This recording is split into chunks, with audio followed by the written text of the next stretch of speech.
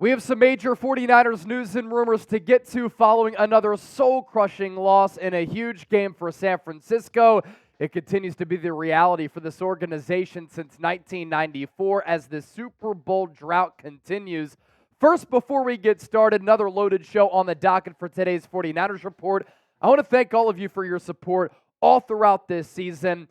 In having a platform like this, I don't take it lightly. I wake up every single day. I'm very grateful to host this program, and all of you tuning in push me to be a better host. And for our Super Bowl watch party, Niners-Chiefs, we broke the record for the most viewed watch party in the history of this company, 2.1 million views. We picked up 12,000 new subscribers. So for all of the real ones who are here for the first time, thank you very much. And we continue to be the largest independently run Niners channel right here on YouTube.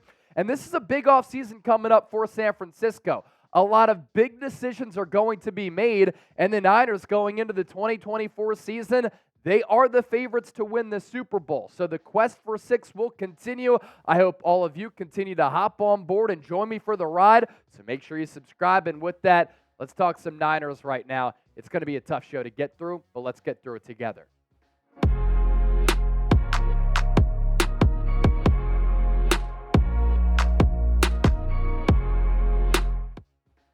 And the 49ers last night in Las Vegas for Super Bowl 58 were looking fresh in the road white jerseys. I'm wearing my white Roan shirt, and they're our sponsor for today's 49ers Report. You can get 20% off using the link down below, roan.com/chatsports. Use the code chatsports for that deal to apply. I love Roan. It's become a staple of my wardrobe. I was wearing some of their clothes on Super Bowl Radio Row in Las Vegas last weekend. It was perfect for me because I was able to host shows, talk to some players, talk to some coaches, some other marquee names in the sports media industry. Then I was able to go out to a casino, have a really nice dinner with my Roan gear. So get 20% off roan.com/chatsports. High quality men's clothing, stretchable and breathable fabric. We'll put that link down below in the comment section as well as in the description of this video. So with that Super Bowl 58 loss, we talked about this during our post-game show last night, but after several hours of letting this defeat really marinate, my biggest takeaway is this. All of the what-ifs that come from that Super Bowl 58 loss and the 49ers over and over and over again throughout the course of 4 quarters and in overtime, shooting themselves in the foot. And when the Niners coaching staff and when these players go back and look at the film, they're going to be haunted with nightmares for years to come because the game was there to be had. The game was there to be won. I thought that the 49ers throughout a majority of that football game were the better team. You have Patrick Mahomes, Andy Reid, Travis Kelce, all of the Swifties celebrating a second consecutive Super Bowl because the 49ers got in their own way. And all of these mistakes and all of these miscues, they cannot happen against an elite team like Kansas City with one of the greatest quarterbacks of all time in Patrick Mahomes and one of the best offensive minds in Andy Reid and one of the best defensive minds in defensive coordinator Steve Spagnuolo, Spags, who has now won 4 Super Bowls as a defensive coordinator with 2 different organizations. He was the DC under Tom Coughlin on the New York Giants teams that beat the New England Patriots, and now he's beat the Philadelphia Eagles and the San Francisco 49ers, 2 vaunted offenses in consecutive seasons. And in a game like this, that's going to be decided on the margins by just a couple of plays. All of these things below me, they can't happen. These are the mistakes and the miscues that I discuss and talk about. You have a good first drive. You insert your dominance. You have explosive plays. You have the pass game, run game working. Christian McCaffrey fumble at the 27-yard line. That takes 3 to 7 points off the board because it looked as though San Francisco was going to be able to notch points on that drive, and that changes the complexion of the game. A little bit later on, you force the fumble out of the hands of Isaiah Pacheco, and that's a big takeaway in the Chiefs' red zone. You can't capitalize on it. You have to punt the football away. Then rarely, Patrick Mahomes throws his first interception In his previous 6 playoff games, he had thrown 11 touchdowns, 0 interceptions, and completed 70% of his passes. Rookie Jair Brown diagnoses the play. He picks Mahomes off in plus territory, and you can't even get 3 points on the scoreboard. You have the fumbled punt. You have the missed Jake Moody PAT, and then in overtime, you take 7 minutes off the clock. You have an opportunity to score a touchdown. And on a critical 3rd down, Spencer Burford slides to the left when the protection should have been him sliding to the right. Colton McKivitz out on an island, and you leave one of the most disruptive defensive players in Chris Jones unblocked with a free pathway right to Brock Purdy. He has to throw the football away when he had Jawan Jennings open for a first down potential touchdown, and Brandon Aiyuk was wide open in the end zone. But Purdy had to throw the ball away because number 95 was right in his grill. The 49ers offense is the backbone of this team. All of these offensive skill players, Kyle Shanahan calling and designing the plays. The offense had plenty of chances to capitalize all throughout Super Bowl 58. And while this is a team failure, and sometimes we always try to blame one person or we try to come up with one solution, offense, defense, special teams, they're all to blame for this loss to Kansas City. But the offense in particular is supposed to be the strength of your team. You averaged nearly 30 points per game this year. You had all these chances to capitalize, but the offense couldn't make the Chiefs pay.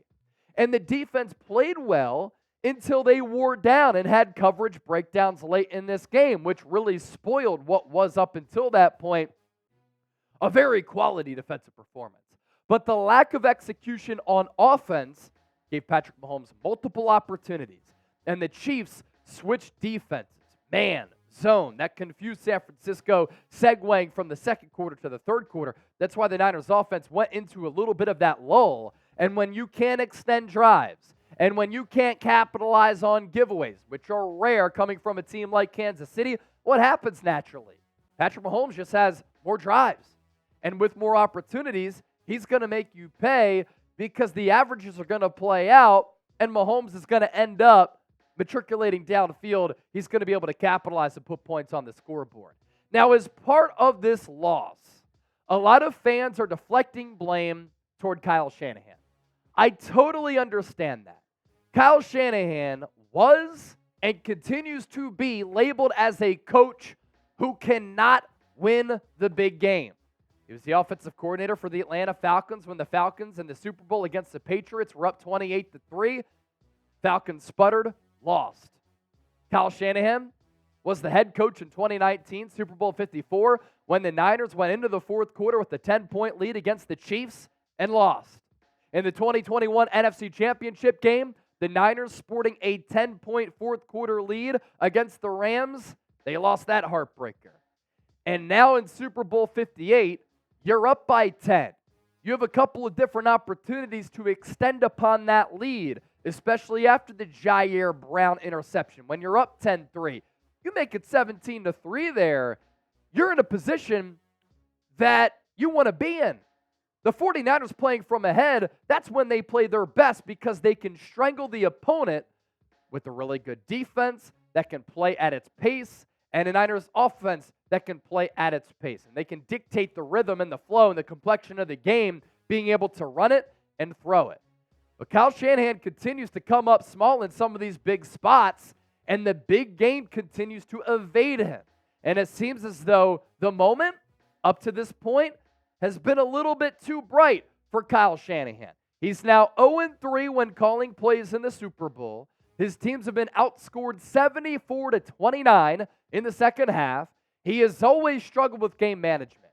As much of an offensive genius as he is, he's so bad with game management. He can get a little bit conservative at points.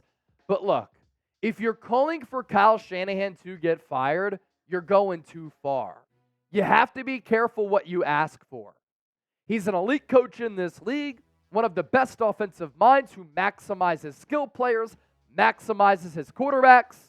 And this run that he's been on, the Niners over the last several years have been arguably the second best team in the NFL, behind the Kansas City Chiefs.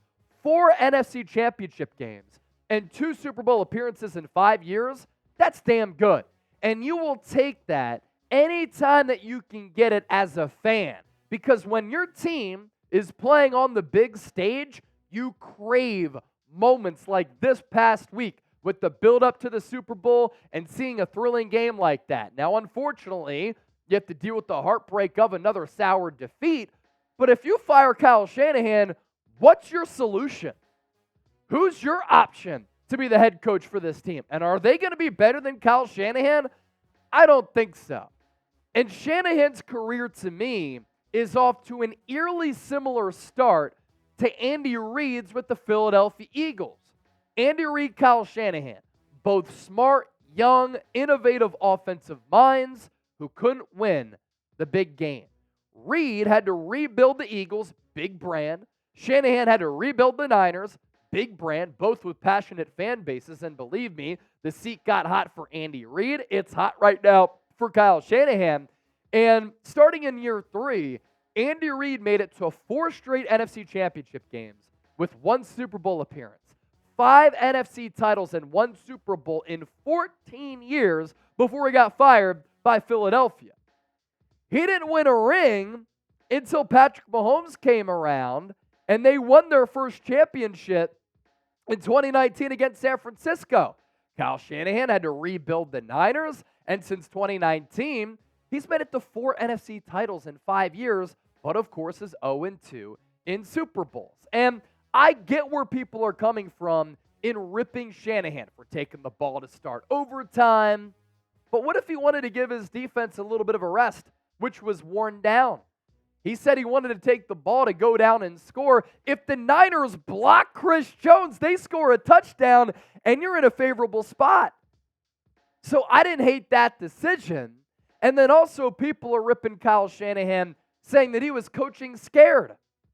Was that the case when he went for it on 4th down 13-10, and the Niners successfully converted on that 4th down conversion, which then led to Jawan Jennings scoring that touchdown, which gave San Francisco the lead? If you're wanting Kyle Shanahan to be fired, I want to know what your plan is. And I'm telling you, you got to be careful what you ask for. We look at Andy Reid as one of the best offensive minds in the history of football. He was in Philadelphia for 14 years, 5 NFC championship games. He took that job in 1999. He didn't win a Super Bowl until the 2019 season. Kyle Shanahan, if he wins a ring, you won't be able to write the history of football without his influence on the game. So he's an elite coach. He just hasn't won the big game, and he does have to correct some of the issues that hold him back from winning in this type of spot.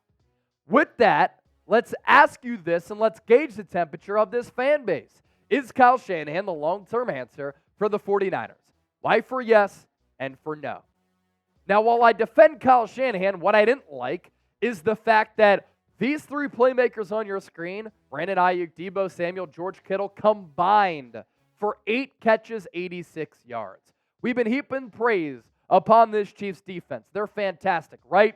You just got to find a way to get the ball in the hands of your playmakers. Brandon Aiyuk, 3 catches, 49 yards. Deebo Samuel, 3 for 33. How does George Kittle? I get it. He has to chop block, and he has to chip block, and he has to block at moments in the run game, pass game. I get it. But how is he targeted 2 times for 4 yards? You have to do a better job of finding ways to prioritize getting the ball into your hands of your dynamic playmakers because they are game changers. And I don't know if this is a Kyle Shanahan issue. I do know this is an organizational issue and an organizational philosophy. The 49ers will not win a Super Bowl until they start prioritizing the offensive line.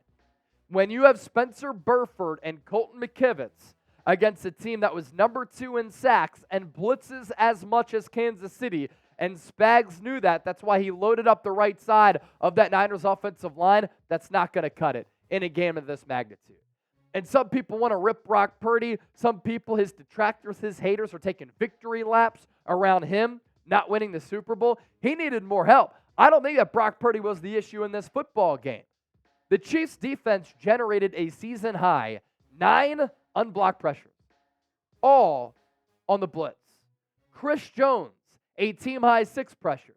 3 of those came on under 2.5 seconds.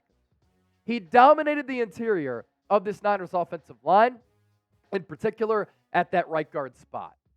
And on 35 total rushes, Chris Jones had those team-high 6 pressures. And Purdy was pressured 11 times in the game. Oftentimes, he had no time to go through his progressions and go about his quarterbacking the way that he can when he's playing at a really high level, when he can survey the field and have time to pick defenses apart. And as part of these Niners offensive breakdowns, we go to that critical 3rd down in overtime. It's 3rd and short. Niners convert there. They could score a touchdown. That changes the game. Yet, look at where Brock Purdy is right when he starts his drop. Now, a lot of people want to point to Colton McKivitz as him being the issue. This is not on Colton McKivitz here. That's not his assignment. The issue here is Spencer Burford, number 74, who instead of sliding to the right to pick up Chris Jones right here, he slides to the left, opening up an avenue for Chris Jones to be right in the face of Brock Purdy. And what happens? Now, Purdy's looking at Juwan Jennings in the flat. But if Purdy had time to look to his left, this sucks. And this is crushing. Look how open Brandon Aiyuk is in the end zone. He crossed up and dropped L'Jarius Sneed, who's one of the top cornerbacks in the game, with a great route. He got free. If Purdy has time to survey the field, that right there is a touchdown. And instead of being up by 3, where the Chiefs score a touchdown to win it, the Chiefs have to score a touchdown to tie it, and we're going to the second overtime period. A coverage breakdown like that with your pass protection simply cannot happen. And then another story in this game, the Dre Greenlaw effect. San Francisco got absolutely torched without Greenlaw, who suffered a torn Achilles. That's the same Achilles that he's been nursing over the last couple of weeks, and what a fluky situation. Him and Fred Warner next to each other on the sideline. They celebrate a good punt from Mitch Wishnowsky. Dre Greenlaw goes to plant that left leg to run out as the special teams coverage comes to the sideline. Defense comes onto the field. He tears his Achilles. What awful luck that is. And Greenlaw early in this game, he was all over the place. We talked about it on the watch party. He was everywhere. And then Oren Burks comes in. And look, Oren Burks is a good special teamer. But there is a reason why Oren Burks is primarily a special teams player. He is not an off-ball linebacker to the likes of Dre Greenlaw, who's one of the best in the NFL. Oren Burks been targeted. 9 targets, 9 catches, a touchdown. A rating when targeted of 134.7 and a Pro Football Focus coverage grade of 32.1. Translation, not good. Translation, once Dre Greenlaw went out, remember how Travis Kelce had 1 catch for 1 yard in that first half? It changed the entire complexion of the game because then the Chiefs started to run those crossers. They targeted the middle area of the field because, yeah, Fred Warner was there, but he didn't have any help around him, and Oren Burks is simply a special teamer. Best wishes to Dre Greenlaw. He's a true dog. He is the Niners' enforcer. I thought from an energy standpoint, San Francisco really missed him. From a playing style and playing standpoint, they missed him because he's one of the best linebackers in the NFL. Hopefully he can get on that Aaron Rodgers Achilles recovery because it's going to be the final year of his contract. And it's completely realistic that we might not see Dre Greenlaw again in 2024 because those Achilles injuries, especially when they happen all the way in February, they can take a year to recover from. First couple of drives, Greenlaw was making his imprint on the game. He's flying around. He's physical. He's bottling up Travis Kelce. The Chiefs, by design, were not running routes across the middle of the field because Fred Warner and Dre Greenlaw were there. And all of those factors, man, Dre Greenlaw being out, the fumble for McCaffrey, the fumbled punt, which the Chiefs offense did nothing up until that point, and then not being able to capitalize off those Chiefs giveaways. All these things combined, it's a recipe for disaster. And then the Brock Purdy naysayers. Purdy was not the issue in this football game. He had no protection, and he took Patrick Mahomes into overtime as a full-time starter for the first time and in year 2 of his NFL career. And Albert Breer, with this report, he talked to a couple of Chiefs defensive coaches, and they said that Brock Purdy is fantastic and has a lot of Drew Brees qualities to him.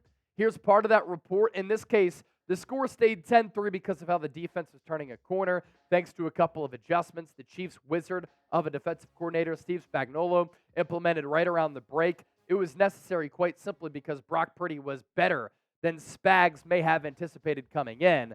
Spags on Brock Purdy. The zones, I just think their wideouts and quarterbacks are so good at their timing routes, and Brock Purdy is really good. He knew when we were in certain things, and he found seams. Spags has won 4 Super Bowl championships as a defensive coordinator. He's one of the best defensive minds of all time. And for him to say that, that's high praise. So of all the blame that is going around right now, I am not blaming this game on Brock Purdy.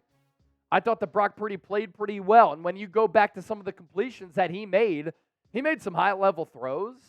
And this is happening as he was under siege, running for his life, under pressure throughout the entire duration of the game. I mean, you're pressured 11 times against a defense like that is so sound at all 3 levels. Brock Purdy, I thought, played a pretty damn good football game. And again, of all the blame to go around, this game and this loss is not on Purdy. Him against the blitz, he was 12 of 18, 131 yards and a touchdown. But what is any quarterback going to do when free blitzers are in his face without getting blocked? And then one more for the haters. Lamar Jackson won NFL MVP. Brock Purdy played better against Kansas City in the Super Bowl than Lamar Jackson did against Kansas City in the AFC Championship game. Better quarterback rating, better passer rating, and his numbers were better. So there you go. What excuse are you going to come up with now? Everybody's always going to try to move the goalposts. Now, the Niners, as I mentioned earlier, are Super Bowl favorites a year from now in 2025. Super Bowl will be going down in New Orleans, and pretty sure myself and Trizzy Trace are going to be going regardless. Hopefully the Niners are there. Can the Niners win the Super Bowl? W for win, L for lose. Let us know. Appreciate all of you for watching. And just because the Niners season is over, our coverage ain't stopping. We're only getting ramped up.